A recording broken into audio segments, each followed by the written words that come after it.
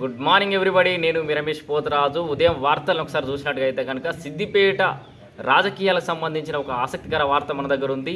సిద్దిపేటలో కీలకమైన నేత, ఇటు హరీష్ రావుకు చేదోడు వాదోడుగా ఉన్న వ్యక్తి, అటు కేసీఆర్ వరకు కూడా బాగా సత్సంబంధాలు ఉన్నటువంటి వ్యక్తి నిన్నటి రోజున మంత్రి పొన్నం ప్రభాకర్ కలిసినట్టుగానైతే మనకు వార్తలు వస్తున్నాయి. దానికి సంబంధించిన ఫొటోస్ కూడా ఉన్నాయి.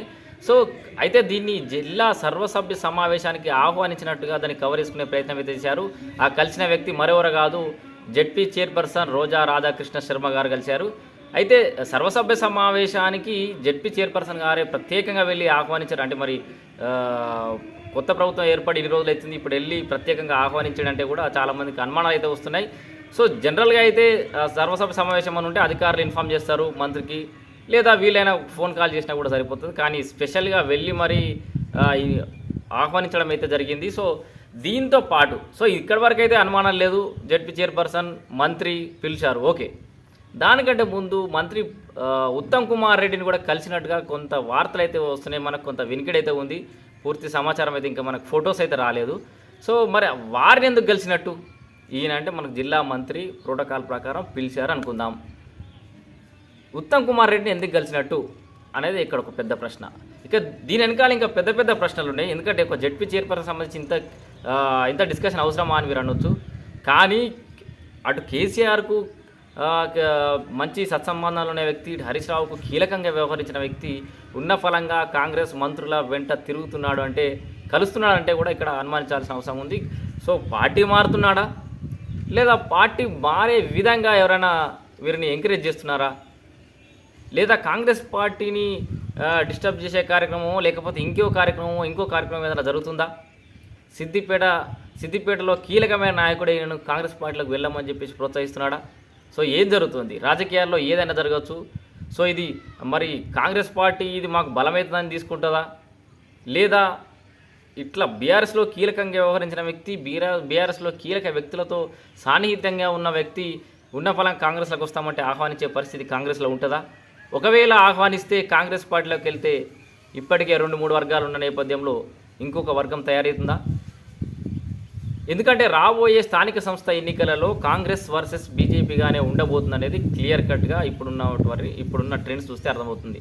ఎందుకంటే ఇక బీఆర్ఎస్ అసలు పార్లమెంట్ ఎన్నికల్లో తన ప్రభావం ఎక్కడ కూడా చూపించలేకపోయింది. రాబోయే స్థానిక సంస్థ ఎన్నికల్లో కాంగ్రెస్ వర్సెస్ బీజేపీగా ఉండబోతోంది. తెలంగాణలో బీజేపీ ఎమర్జ్ అయిన పరిస్థితి చూస్తూ ఉన్నాం. కాంగ్రెస్ బీజేపీలు 8 సీట్లు పంచుకున్న పరిస్థితి చూసాం.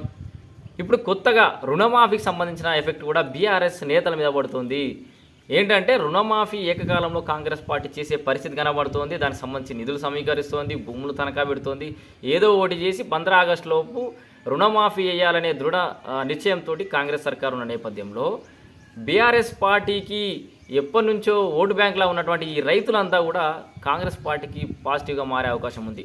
స్థానిక సంస్థ ఎన్నికలలో కాంగ్రెస్ పార్టీకి ఇది ఫేవర్ అయ్యే అవకాశం కనబడుతుంది. 15 ఆగస్టు లోపు ఈ రుణమాఫీ అయితే అయ్యే అవకాశం ఉంది. సో ఈ రుణమాఫీతో అయిన వెంటనే ఇంకొక అంశం ముడిపడి ఉంది. దీనికి రేవంత్కి హరీష్ రావుకి మధ్యలో ప్రతి సవాళ్ళు కూడా నడిచినాయి. రుణమాఫీ నువ్వు చేస్తే నేను రాజీనామా చేస్తా అని చెప్పేసి హరీష్ రావు బహిరంగ సవాల్ కూడా విసిరిన నేపథ్యంలో మరి 15 ఆగస్టు లోపల ఈయన రుణమాఫీ చేయడం, ఈయన రాజీనామా చేయడం జరుగుతుందా, లేదా కవర్ చేసుకునే ప్రయత్నం ఏమైనా జరుగుతుంది? ఆల్రెడీ జరుగుతుంది. వేరే అంశాలు ముందటేసుకొని ప్రెస్ మీట్లు పెట్టి ఉన్నాయి లేని అంశాలన్నీ మాట్లాడుతున్న పరిస్థితి చూసాం హరీష్ రావు.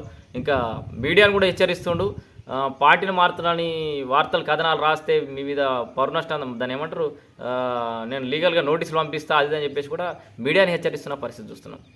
సో ఇవన్నీ పరిణామాలు చూస్తుంటే కనుక హరీష్ రావు పార్టీ మారకపోయినా ఆయన సంబంధించిన వ్యక్తులను పార్టీ మారే విధంగా ప్రోత్సహించి తద్వారా ఆయన ఏమైనా లబ్ధి పొందే ప్రయత్నం ఏమైనా జరుగుతుందా? సో సిద్దిపేట రాజకీయాలు అంత ఈజీ కాదు అని చెప్పేసి అందరూ అనుకుంటున్న నేపథ్యంలో మరి ఆ రాజకీయాలు ఒక రసవత్తరంగానైతే మారుతున్నాయి. ఇది ఇన్ని రోజులైతే 1 మ్యాన్ షో ఉండేది, ఏకపక్షమైన తీర్పులు ఉండేవి. కానీ ఇప్పుడు అంతా మారింది, సీన్ మారుతోంది. చాలా రసవత్తరంగా సిద్దిపేట రాజకీయాలు అయితే మారుతున్న పరిస్థితి చూస్తూ ఉన్నాం. ఇక రుణమాఫీ అంశాన్ని కాసేపు పక్కన పెడితే ఆ రుణమాఫీలో కూడా కొత్త సర్కార్ చాలా విషయాలను అయితే ఆలోచిస్తుంది. పిఎం సంబంధించిన అంటే కేంద్ర ప్రభుత్వం అమలు చేస్తున్న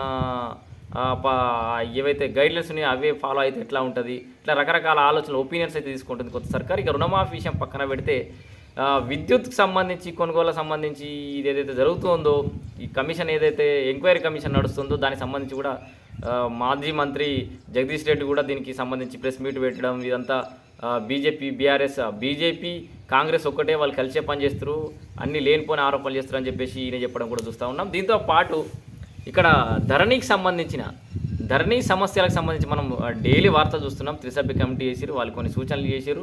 అయితే పెండింగ్ ధరణి సమస్యలు ఏవైతే ఉన్నాయో, అప్లికేషన్లు ఉన్నాయో, వాటిని సాల్వ్ చేయమని చెప్పేసి అయితే ప్రభుత్వం ఆదేశాలు ఇచ్చింది. అయితే దీనికి ఆర్డీఓకి, ఎంఆర్ఓ, తహసీల్దార్లకి లాగిన్ ఇవ్వాలని చెప్పేసి కమిటీ సూచించిన నేపథ్యంలో పెండింగ్ అప్లికేషన్ క్లియర్ కావాలంటే ఇప్పుడు తహసీల్దార్లకి, ఆర్డీఓలకు లాగిన్ ఇచ్చారు. పెండింగ్ అప్లికేషన్ ఎవరైనా ఉంటే చూసుకోండి, అవన్నీ ఆర్డీఓలు, ఎంఆర్ఓలు క్లియర్ చేస్తారు. ఇప్పుడు ఈ రోజుతోటి వాళ్ళకి లాగిన్స్ వచ్చేసినాయి. అయితే జూన్ వరకలా ఇవి ఫినిష్ చేయాలని చెప్పేసి డెడ్లైన్ కూడా పెట్టింది ప్రభుత్వం. అయితే ఇక్కడ కొంతమంది అధికారులు ఏం చేస్తారంటే ఈ డాష్ బోర్డ్లో ఉన్న ఈ సమస్యలన్నీ క్లియర్ చేసే పనిలో పడ్డారు. ఎందుకంటే ప్రభుత్వం డెడ్లైన్ పెట్టింది, ఏదో ఒకటి చేసి క్లియర్ చేయాలి. క్లియర్ చేయడం అంటే ఏంది, రిజెక్ట్ కూడా చేయొచ్చు. వీళ్ళు ఏం చేస్తున్నారంటే డాష్ బోర్డులు క్లియర్ చేయాలనే ఒక పనిలో భాగంగా చాలా వాటిని రిజెక్ట్ చేస్తున్నట్టు కూడా కొంత వార్తలు వస్తున్నాయి. సో ధరణి సమస్యలు జూన్ వరకు ఇవి ఫినిష్ అయితే, పెండింగ్ అప్లికేషన్ ఫినిష్ అయితే జూన్ తర్వాత కొత్త అప్లికేషన్లు తీసుకునే పరిస్థితి అయితే ఉంటుంది. ఇక ధరణి విషయం అట్లా ఉంటే ఆరోగ్య శాఖకు సంబంధించిన విషయానికి వస్తే తెల్ల రేషన్ కార్డు ఒక్కటి ఉంటే సరిపోదు, ఆరోగ్యశ్రీ కార్డు ఖచ్చితంగా ఉండాలని చెప్పేసి అయితే ఆరోగ్య శాఖ మంత్రి దామోదర్ రాజనరసింహ చెప్తున్న పరిస్థితి చూస్తున్నాం. దానికి ప్రెస్ మీట్ నేను ఒకటి నిర్వహించిండు, దానికి సంబంధించి చాలా అంశాలు చెప్పిండు. ఆరోగ్యశ్రీలో అది అన్ని హాస్పిటల్స్కి గ్రీన్ బెల్ట్ ఏర్పాటు చేస్తామని ఇంకా రకరకాల అంశాలు అయితే మాట్లాడిండు. సో చూడాలి మరి. అండ్ ఇంకొకటి మన ఆరోగ్య శాఖ మంత్రికి ఒకటే ఇక్కడ నుంచి విన్నపం చేస్తున్నా ఏంటంటే టీబీ ట్యాబ్లెట్ల కొరత ఉందట. రాష్ట్రం మొత్తం టీబీ ట్యాబ్లెట్లకు కొరత ఉంది. అటు గాంధీ హాస్పిటల్లో కానీ ఇటు చాలా హాస్పిటల్లో, రాష్ట్రంలో చాలా ప్రభుత్వ హాస్పిటల్లో టీబీ ట్యాబ్లెట్ల కొరత ఉంది. ఇది ఖచ్చితంగా దృష్టి సారించాల్సిన అవసరం ఉంది. ఎందుకంటే కొత్త సర్కార్ వచ్చింది కరెక్టే, చాలా అంశాలను మీరు ఇప్పటికే సమీక్షలు చేసి లోతుగా అధ్యయనం చేయాల్సిన అవసరం ఉంది. ఎక్కడ మెడిసిన్ అవసరం ఉంటుంది, రెగ్యులర్ డేటాబేస్ ఉంటుంది వాళ్ళ దగ్గర. సో టీబీ ట్యాబ్లెట్లకు సంబంధించి ఏదైతే రాష్ట్ర ప్రభుత్వం దగ్గర డేటాబేస్ ఉందో దానికి అనుగుణంగా సప్లై అయితే ఇవ్వాల్సిన అవసరం ఉంది. సో సప్లై తగ్గిపోయింది, చాలామంది రోగులు అయితే ఇబ్బంది పడుతున్న పరిస్థితి ఆరోగ్య శాఖకు సంబంధించిన అంశం ఇది ఉంది. సో ఇవి ఇప్పటివరకు ఉన్నటువంటి హైలైట్ పాయింట్స్. ఇవి మార్నింగ్ వార్తల్లో వచ్చినాయి. మరిన్ని వార్తలతో మళ్ళీ ముందుకు అంటిల్ స్టేట్ యూన్ సామాన్య చేతుల బ్రహ్మాస్త్రం యుధిష్ఠిర వార్త. నేను రమేష్ పోత్రాజ్.